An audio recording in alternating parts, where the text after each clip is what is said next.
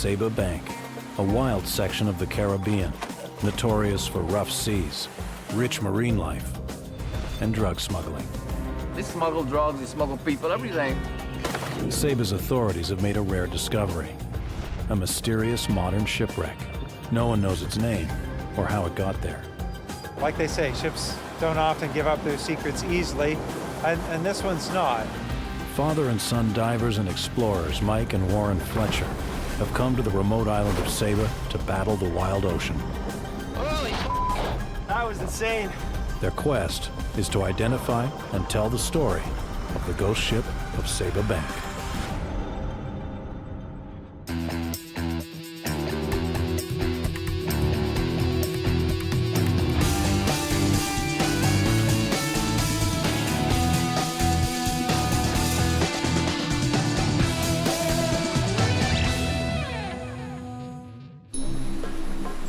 The volcanic island of Saba was settled by the Dutch nearly 400 years ago and was infamous as a refuge for pirates. Since then, its steep cliff faces and rocky coast have kept the tourists away. Offshore lies Saba Bank, a 2,000 square kilometer marine paradise, a great incubator of sea life in the Caribbean, and home to a ghost ship. The Dutch Navy accidentally discovered her May 12, 2006, during a mapping survey of the ocean floor. Sonar scans revealed a modern steel-hulled ship, approximately 100 meters long, resting on the bottom. On average, 110 large freighters are reported lost each year at sea. But in this age of international registries, GPS tracking, and shipping logs, only 1% go unaccounted for. The discovery of a large wreck with no identification, no record of a mayday call, and no sailors reported missing is simply unheard of. It's like it just appeared on the ocean floor one day, and that just doesn't happen with modern ships. For Warren and I, the chance to solve a mystery like this is a remarkable opportunity. Mike Fletcher meets with Jan Drost, a retired Dutch Navy officer and member of the St. Martin's Sea Rescue Unit. He's been investigating the ghost ship for 3 years, but has discovered nothing. This is an unusual phenomenon. A modern, fairly modern ship, a big steel boat. Big steel boat, over 300 feet. Right. Yeah. It just appears out of nowhere. Out of nowhere. Ships of this size, it's nearly impossible that they disappear. They have proper communication equipment. They are not dependable anymore from one small VHF transmitter. So it doesn't happen that a ship goes down without letting anybody know. No. It's impossible. And nobody knows anything about this ship. On Saba they know nothing about it. St. Martin knows nothing about it. I even searched in my files from the Coast Guard if there was a mayday, if there is received anything, and nothing. We know nothing about this ship. Nothing. Drost has spent his career policing the waters around Saba, a hotspot for smuggling and criminal activity. One theory is the ship was involved in something illegal, which might explain why there is no record of it going missing. Well, and hearing your experience with drug trafficking, I mean, it wouldn't be unusual for a freighter this big to be involved in contraband either. No, that would not be strange. It is just outside U.S. territorial waters. That is a possibility. So it's a completely mystery, and I think you have something to investigate. And I would like to know the results as well. Well, we'll work together on this. Whatever we find out, I'll be sure and pass it on. Well, I would appreciate it if you keep me informed. Could the massive freighter have been smuggling drugs just outside the reach of American law enforcement? Saba's authorities and people want answers. The dive detectives hope to provide them. The starting point in their quest is the ship itself. They will have to conduct dangerous penetration dives, scouring the compartments for a name or registration number. Armed with those clues, they can analyze shipping logs and marine reports in order to piece together the tale of the ghost ship. We've explored lots of shipwrecks around the world, but this is going to be a difficult dive. Just getting to the wreck is a challenge. The condition on Saba Bank can be really choppy, and the weather can change in an instant. Using the coordinates from the Dutch Navy, the team make the 42-kilometer trek through rough seas to the remote section of Saba Bank where the ghost ship lies. Saba is known to divers around the world, but few venture this far offshore. On the bank, huge waves converge from virtually every direction. Fierce squalls can appear without warning, and below the surface, it's a feeding ground for tiger and reef sharks. The many dangers have helped guard the secrets of the ghost ship. Members of Saba National Marine Park, Greg van Laake and Jan den Dulk, know all too well the perils of diving on the bank. It's just the fact that we're so remote. We're 26 miles away from shore. You know, you can't get rescued all that quick. That's what's going to be going on in the back of my mind today. Dive boat captain Miles Nowak does his best to synchronize their path with the GPS coordinates. According to the Dutch Navy, the top of the wreck lies only 7 meters below the surface. It shouldn't be difficult to spot once the team are in the water. It's going to be interesting, you know. We've done a lot of this kind of stuff, and it never gets boring. I'm in my focus mode, and it's important at some point to get there. You don't want to be scared, but then you don't want to be too cocky either. Once they locate the wreck, their first task will be to secure the mooring line to the ship. This will mark the dive site and provide the Fletchers with a crucial lifeline to and from the surface. I can't see it. I think we're off position, right? The Fletchers are unable to locate the wreck. Instead, they're met by a school of reef sharks. Powerful hunters who have a reputation for unpredictable behavior.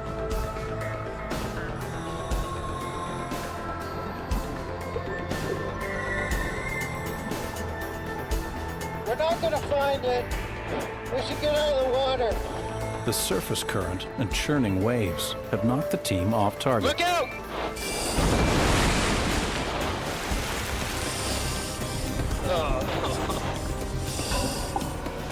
They have no choice but to struggle back to the dive boat.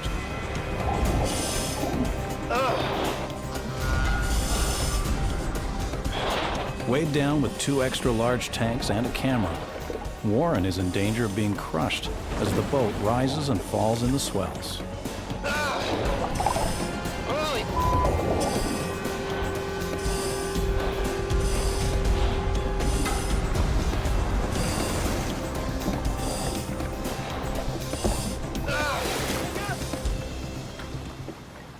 I don't think this wreck wants to be discovered, man.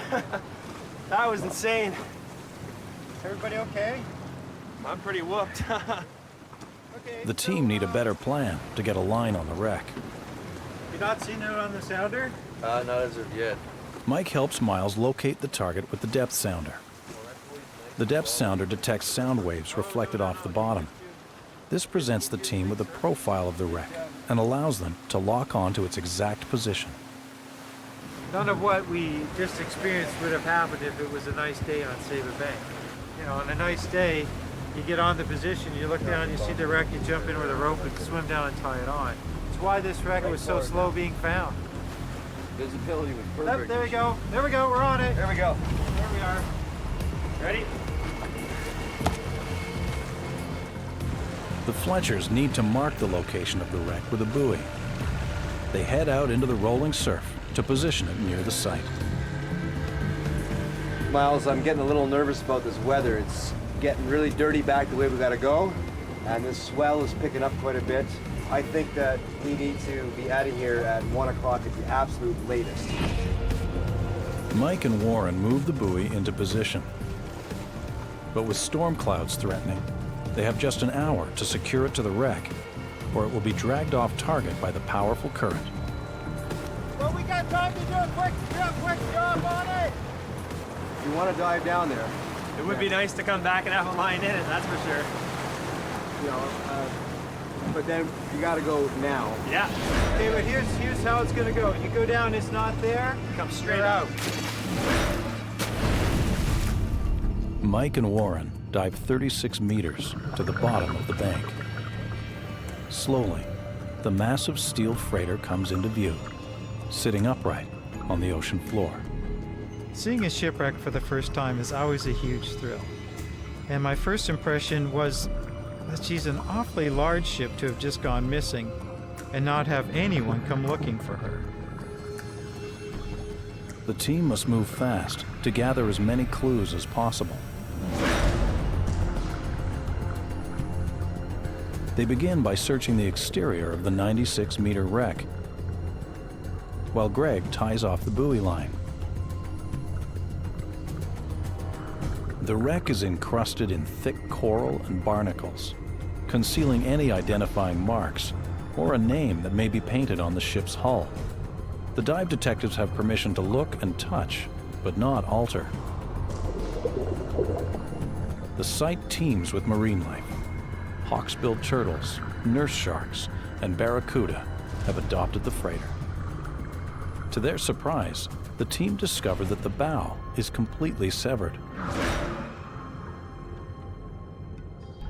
The ship has been torn apart. It's nothing like the Dutch Navy sonar images taken just 3 years earlier, when the ship was intact. It's quite possible the wreck's been hit by a hurricane. Some have enough power to move entire wrecks across the bottom. A strong hurricane might have enough force to tear the freighter apart. Time is running out, and the Fletchers must return to the surface. Warren looks back and catches a glimpse of something stashed deep inside the wreck's cargo hold. They're out of time, but the hold's contents could be an important clue to the ship's identity. Intriguing. It looks like a wreck with lots of questions and no answers. We're past the first hurdle. It's a nice feeling to know that that line is now in the wreck. And if we get 2 days of bad weather, we can count on being able to get on the wreck and helping everybody here and Saba solve the mystery. Yeah. The mysterious circumstances surrounding the ship's sinking suggest she could have been carrying something illegal. The area around Saba Bank is a major transport route for drugs moving north to the U.S. The next step is to find out what the locals know. Some Sabans suspect drugs were involved and want to find out just what happened in their own waters. Mike meets with Frank Granger, the first Saban notified of the mystery wreck. I've never heard nothing about a ship, no survivors or anybody, no family members coming to look to find out anything about the missing ship. And the ship was almost likely by a company. The company lost the ship. The operators of that vessel should have known where it left and where it was going, you know. Right, but none of that. No, none of that. We never heard nothing that the ship was missing on our bank. It almost smells like maybe there's a little underhanded skullduggery going on here. What do you think? Well, it could be. Well, we're going to do what we can to try and get some answers to these. Yeah, that would be great. I would like to know for myself also. Frank and many other Sabans want to know about the ghost ship, but because of the dangers surrounding smuggling, they have been cautious in their investigation. Going on. And I was thinking, well, I shouldn't maybe stick my neck out too far either. I mean, I don't want to get involved in something that maybe I shouldn't be in, you know. A lot of ships have got something on the manifest inside the ship's cargo hold or something else. That has been going on since the time ships start sailing the sea. But it is the Wild West out there. There's a lot going on that people don't Saba want. Bank has a lot of things going on that you wouldn't know about. Smugglers right back. Pirates, modern day pirates. It's got a long day. Piracy still going on. They smuggle drugs, they smuggle people, everything. Each year, more than 200 metric tons of cocaine are seized in the Caribbean en route to the United States.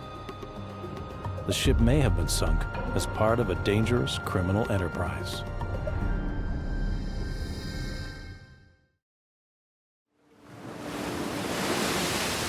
The Fletchers plan a challenging dive designed to access the ghost ship's cargo area and determine just what she was carrying.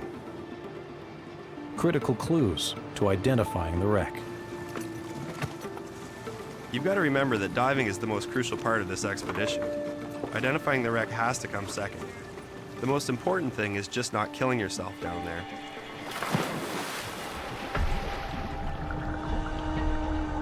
They follow the buoy line down and head straight for the shattered holds. The wreck has settled lower into the sandy bottom beyond the ocean floor. In order to investigate the cargo, Warren must go beyond his planned depth. His air mixture allows him to safely dive to a depth of 36 meters. But now he must go deeper, a risky business at these depths. He propels himself down another 6 meters into the hold.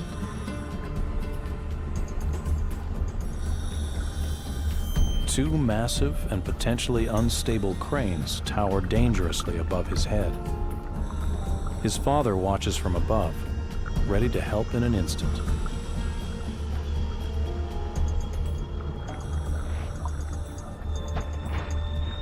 He discovers large shipping bags. They are rock solid, a clue to their contents. Warren's efforts may provide the team with their first big break, but he may have put his life at risk. He's pushed himself beyond his planned dive depth, and despite adjusting his decompression stops, a rash appears on his chest. I just came out of the water and I felt a bit of an itch there, which can be normal. You know, sometimes you get a little bit of coral or dust or sand or something in there, but once I pulled my suit off, I had this red kind of marbly texture or rash on my skin. It's the first indication of what we call a skin bend, and that's the telltale sign that you might be really kind of getting close to decompression sickness.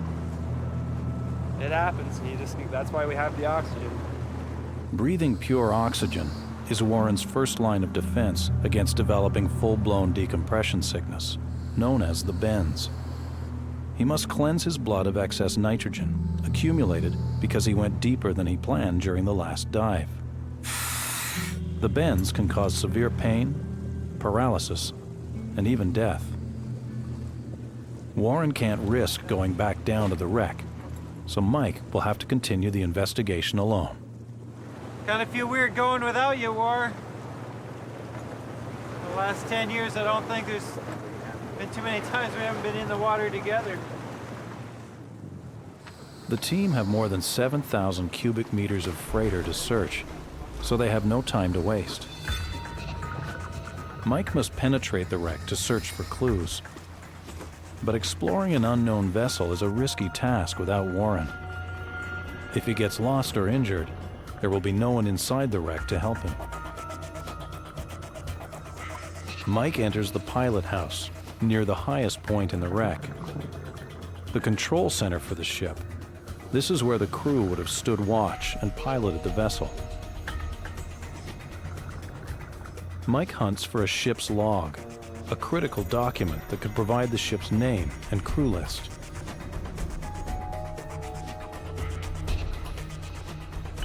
One wrong move in these tight spaces, and this maze of debris could trap him. It's kind of a weird, tumultuous feeling. I don't know how to describe it. I love seeing what's going on down there, and I also love to be there with my dad in case if he has a problem and I can help him out. Me and my old man do have a weird relationship. We do lock horns quite a bit, but it comes right down to it, we're there for each other. Due to the danger of searching alone, Mike limits his investigation to the pilot house. Frustratingly, there are few clues among the tangled wires and smashed control panel. I'm not finding the typical machinery you associate with the pilot house. The steering wheel doesn't seem to be there. The pedestal that holds the steering wheel, none of that's there. And that's really got me wondering. Either it's been knocked down and lost in the clutter inside the cabins, or someone's been there ahead of us and has taken it.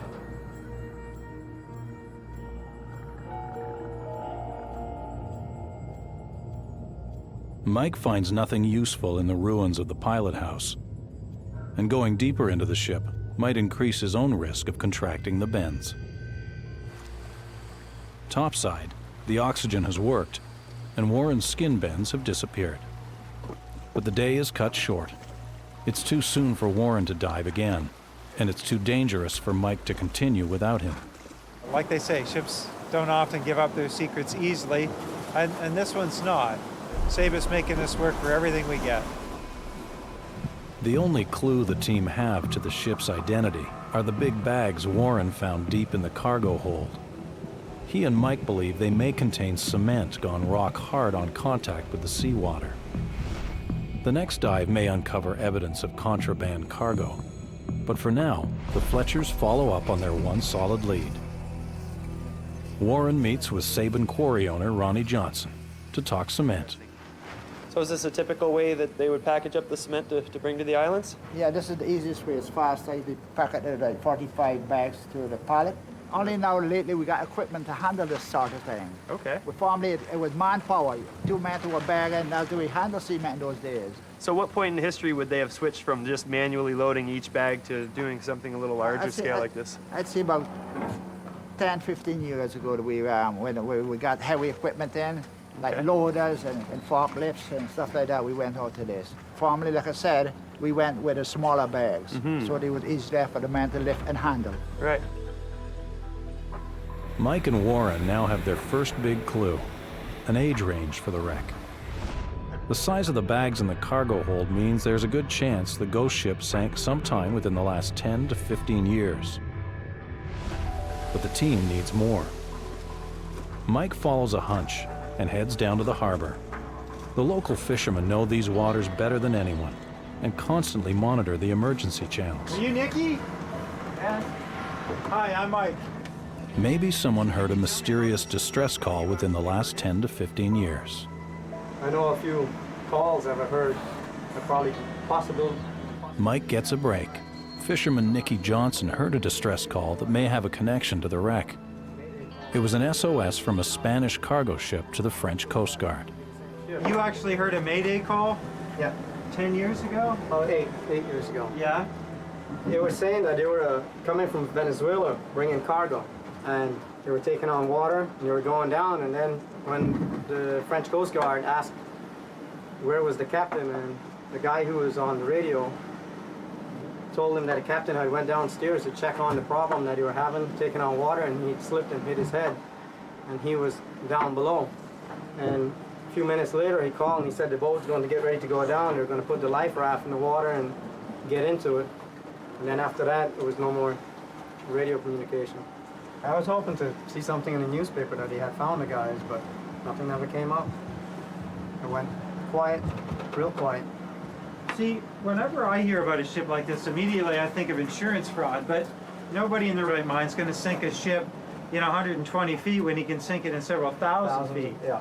If you're going to do a fraud, you don't want the evidence to be found. Correct. So that's why, to me, it doesn't make any sense. The only other thing that makes sense to me is that there was somebody carrying some contraband, they got into trouble, it sank, and they all ran away, and they're hoping like heck nobody's ever going to put somebody's identity to that wreck. I think so. I think it's something like that. I've heard a lot of boats go down, but no one ever finds them. Nicky shared his Mayday story to help the team with their investigation. Now he asks a favor in return. He's an 18th generation Saban fisherman, but his way of life is under threat. A massive oil depot on the neighboring island of St. Eustatius draws hundreds of oil tankers from all over the world. Man, that's a big ship. Wow. Many of these ships drop their enormous anchors and chains, often causing irreparable damage to the bank. And you can see the damage the anchor chain does just rubbing on the ship itself. Those big scrapes. Yeah. Ships' anchors threaten huge tracts of marine life, and with it, the livelihood of fishermen like Nicky. Destroying everything on the bottom that took years to grow. The tankers are very destructive to me and the Saba Bank. When I listen to Nicky's story, I care for guys like Nicky. I hope guys like him, honest guys who are just trying to make an honest living, will have a future.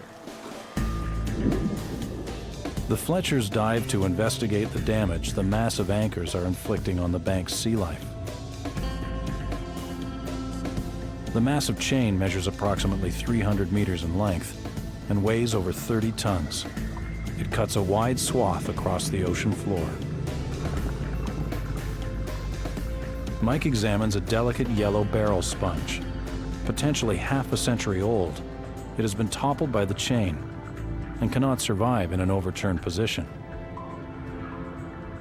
They see firsthand the scars left behind as the anchor dragged across the ocean floor for 100 meters, destroying everything in its path before tearing into the seabed.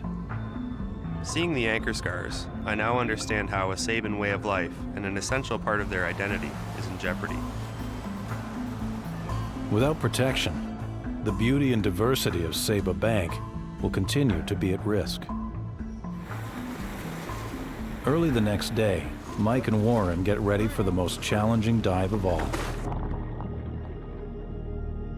They have searched the exterior of the wreck and explored the pilot house and cargo holds, but they still don't have enough evidence to identify the ship. Now, they penetrate the hatches and go deeper than ever into the wreck, searching the crew's quarters for personal effects, anything that might give them a name. They tread carefully through the smashed hallways and tight cabins, knowing that human remains may lie around the next corner. They traverse stairways and move through rooms, searching for ID tags, wallets, anything left behind by the crew that could tell them who sailed this ship and where it was headed.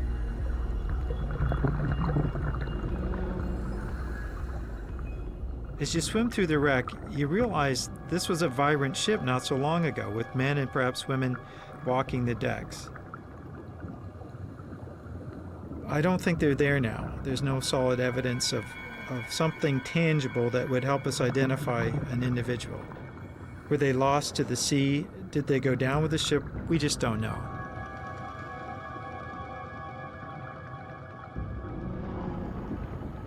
It's as if the ship's crew suddenly disappeared. It's possible their remains were consumed by the abundant marine life. The Fletchers continue to search through the passageways choked with wreckage.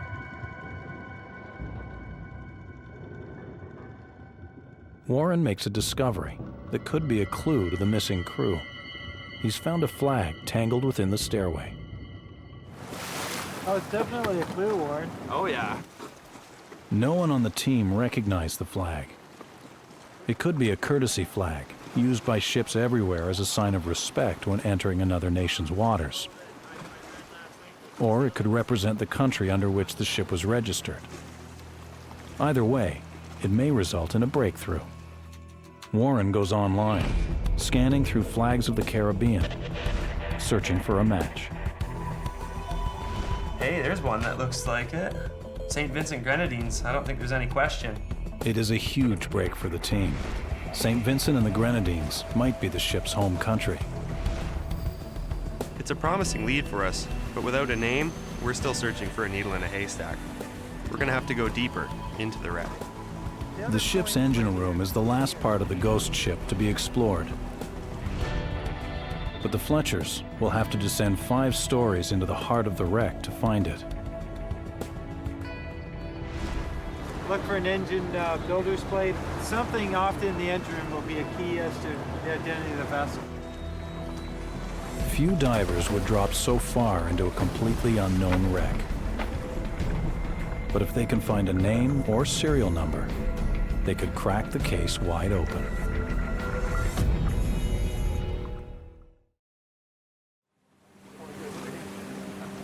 The Fletchers will penetrate the ghost ship's engine room through a skylight in the stern and drop 17 meters.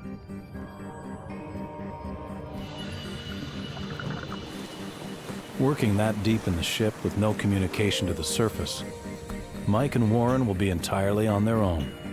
If anything goes wrong, no one will know until it's too late.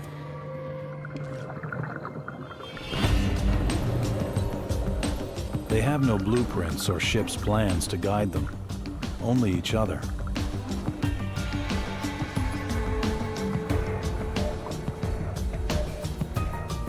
They finally reach the engine room.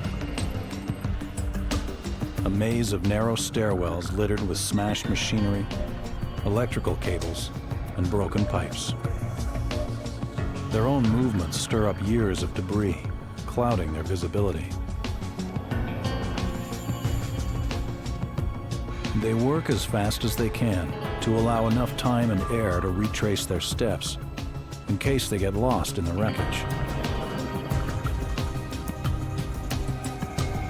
With time running out, Warren investigates one final corner of the engine room.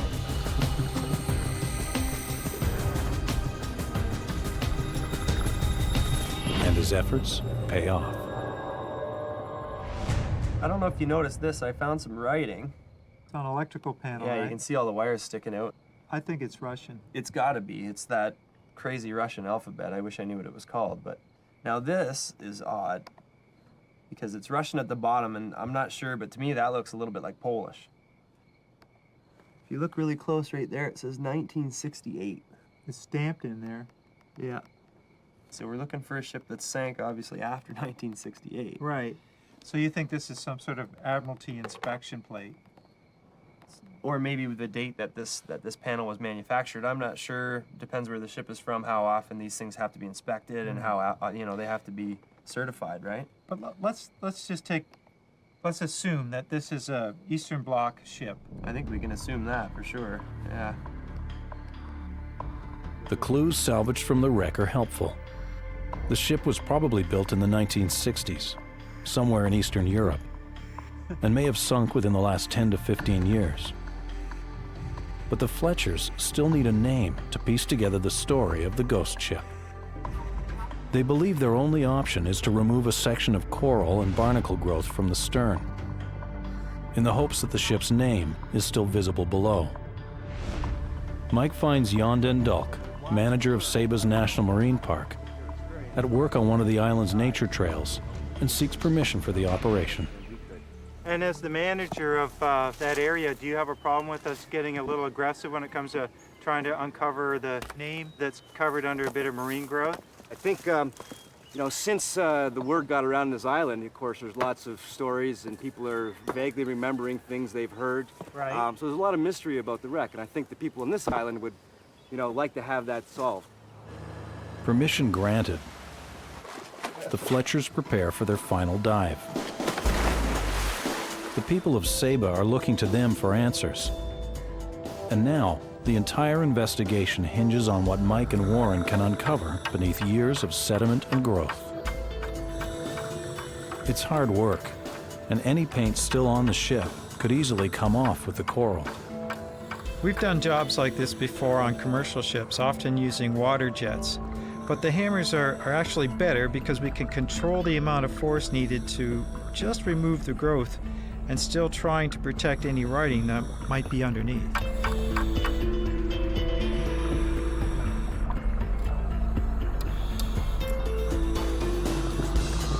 The dive detectives' efforts are rewarded. Letters slowly begin to appear on the stern of the ship. But they must be very careful working at this depth. They're breathing an enriched oxygen mixture designed to give them as much time as possible at their depth of 36 meters. But because of the specific mix of gases, overexerting themselves could trigger the potentially deadly onset of vomiting and seizures.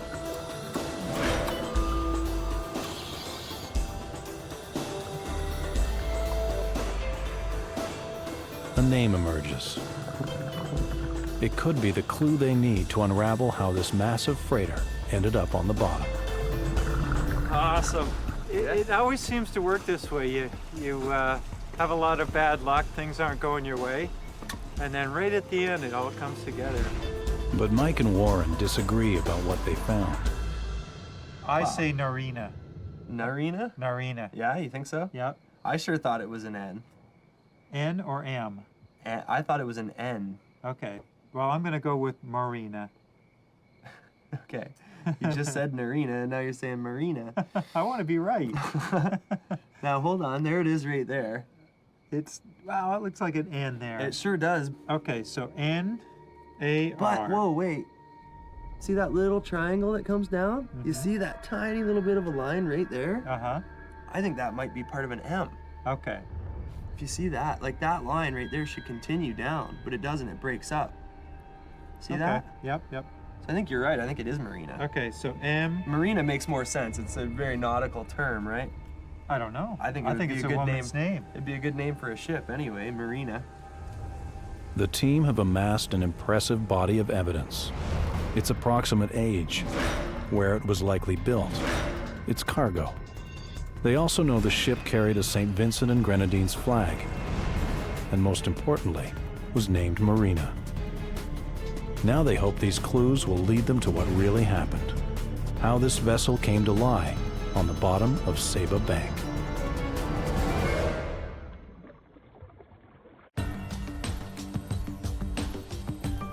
The Fletchers have given the ghost ship a name, Marina. Warren heads to Miami in search of the freighter's shipping records. He meets with Kenneth Gale Hawks, an ex-Marine, a lawyer, and an insurance investigator. If there's one person who knows how to trace a ship in the Caribbean, it's Hawks. We can see that there are a number of marinas. Oh, yeah. Hawks has found several ships named Marina in the official shipping logs. Warren must help him narrow down the list and identify the correct vessel. Those tons. Yeah, that's way too big. We know that isn't it, right? Mm-hmm. Okay, and oh, well, there you go, St. Vincent and Grenadines. We actually found a St. Vincent flag on board the ship. okay. And heavy cargoes. This tells us that this is the build history. Shows Yeah. that she was built in 1968. Oh, See anything- yeah, 1968, yeah. Did you see anything in the ship that indicated 1968? We did actually on an electrical panel. We found a date that had been stamped in, and it was 1968. So that's Okay. really interesting. It says three holds, which is right. There were 2 large cargo holds and then a smaller one at the bow. And then one engine, basically. I only saw one engine, yeah, single propeller. Well, I'm definitely excited by this wreck. Everything really fits the mold perfectly, so it's, I would say more than likely that it was this ship. Well, I'd agree with you, Warren. I think that's probably the ship. Yeah. Warren and Hawks have found the right marina, but the records offer a strange story. It appears she suffered a near-fatal accident 120 kilometers away from where she was discovered on Saba Bank.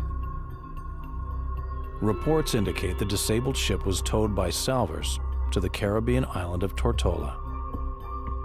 It's a little weird to me. Do you feel like there was maybe some kind of underhandedness or some kind of illegal activity going on with the ship? Well, in my opinion, there's some real questions in this case. Yeah. The reports indicate that there's the same owners had one other ship about the same age, which sank a month later. Oh, really? In approximately the same location. Wow. Now that to me sets off all sorts of warning bells. Yeah. The dive detectives follow the trail to the island of Tortola, where the ship was towed. It is the last recorded location of the marina before her sinking. Unlike Saba, Tortola is a major vacation destination, famous for its many beaches.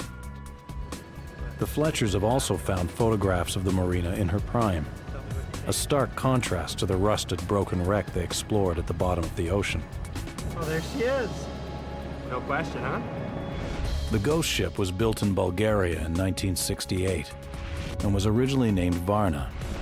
Based on shipping records, she spent 25 years hauling cargo around the world until the early 1990s, when a company in the British Virgin Islands bought her and used her to move cement in the Caribbean. The final reports of the marina have her in trouble during high seas just after midnight, August 4th, 2000, not far from Tortola.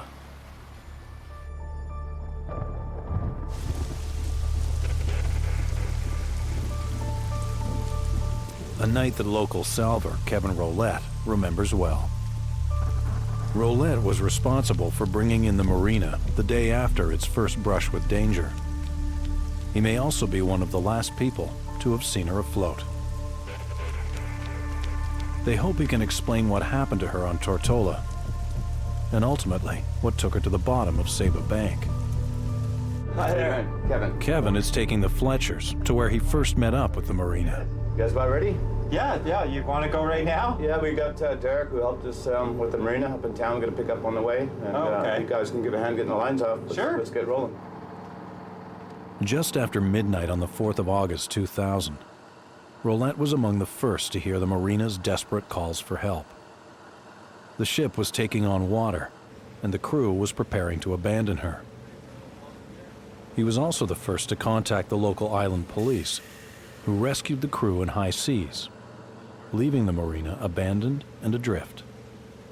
Derek, who you're going to meet shortly, myself kept talking about it through the night. And, He's a ship's engineer, and we kind of shared the same theory. We really didn't believe that the boat was going to go down like everyone thought it was going to. Yeah. At first light, Rolette sent Derek Blair up in a plane to assess the marina's situation. Blair, a veteran marine engineer with 40 years of experience, was among the first to lay eyes on the ship after the crew was rescued. His aerial reconnaissance revealed a ship that was still afloat, but taking on water. And you could see the decks were awash. She was very low in the water, and she was rolling water off the scuppers and off the decks. Wow. Abandoned hours before, the marina was drifting dangerously on a collision course with the rocky shores of nearby Ginger Island. Authorities feared that the marina's massive fuel tanks would rupture when she smashed into the island, an environmental disaster in a region dependent entirely on tourism. Rolette decided to save the ship. Typically, the jobs we get around here in the BVI would be yachts that get in trouble, maybe smaller merchant vessels, but this was clearly much larger than what we normally deal with. But also very aware of the fact we're running out of time, that this thing was going to be on the rocks if we didn't do something, give it some effort. Yeah. As quickly as we could. The salvage team scrambled into action. Blair was the first person to board the marina. He saw a ship in desperate shape. The evidence suggested sabotage.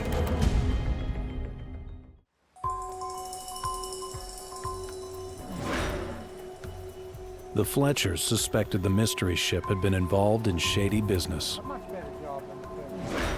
Now they have an eyewitness. Do you have any idea maybe where the water was coming into the ship? When we pumped the engine room down, we did notice we were still making water on the port side forward. And we did find a valve that appeared to be open. When we shut this valve, it definitely cut down the amount of water ingress to the vessel. Wow. Oh, that's a little suspicious, isn't it? Yeah, absolutely. You know, these big valves don't open themselves. Right, right. Somebody opened the valve. In my opinion, it could have been a scuttle job, but it's hard to tell. It's pretty fishy. What at first looked like an accident may have actually been an attempt to sink the ship on purpose, gone drastically wrong. A key valve was left open inside, and the marina was carrying much less fuel than expected, suggesting that the order to abandon ship may have been prearranged. The ship's owner may be the only one with the answers. It's just in my nature to be inquisitive, and I've worked in the marine industry long enough to know that there's a lot of slippery fish out there. Did you ever get the feeling like this guy maybe wasn't on the up and up? I can't say that at first. In my dealings with him, I found him very charming, interesting guy, interesting background. For me personally, the biggest task was to try and get the thing under tow. And at that point, she had her rudder turned, so she was quite unwieldy with a heavy lift to one side, water scooping off the deck. Salver Kevin Rolette and his crew managed to stabilize the marina and safely tow her 38 kilometers to Tortola, where he continued to make repairs. Later that month, Rolette photographed the marina's crew returning to the vessel and stripping the ship of all remaining valuables. The photographs explain why Mike and Warren found nothing of a personal nature on the wreck. They also suggest that the crew may have known the ship was done for. Tortolan authorities ordered the marina's owner to remove the derelict ship from their waters. The owner said he was taking the ship to Trinidad, and under his control, she headed out to sea. When you saw the marina sail away from Tortola, did you have a good sense of what was coming? I definitely would say I was suspicious and curious about what her final outcome would be, yes. The marina leaves Tortola in September 2000, never to be seen or heard of again, only to reappear on the bottom of Saba Bank. So do you find it surprising that we managed to find the marina down on Saba Bank? No, I'm afraid not.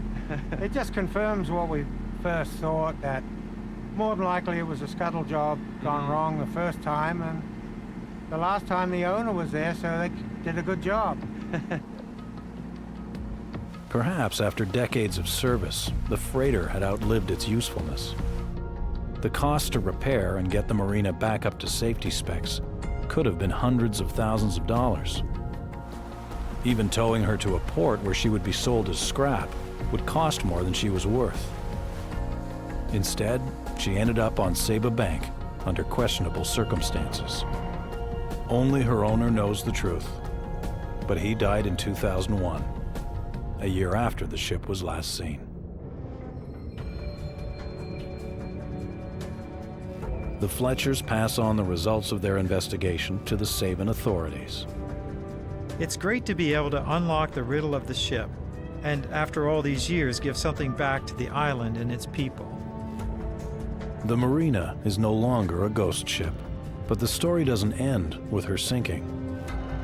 Once considered an environmental hazard, it's now fostering all kinds of marine life and helping to revitalize the ecosystem of Saba Bank. I'm glad we were able to give the Marina back her name. The dive detectives have completed a difficult mission, identifying a rare unexplained shipwreck and uncovering the story of the Marina. They have solved the mystery of the ghost ship of Saba Bank.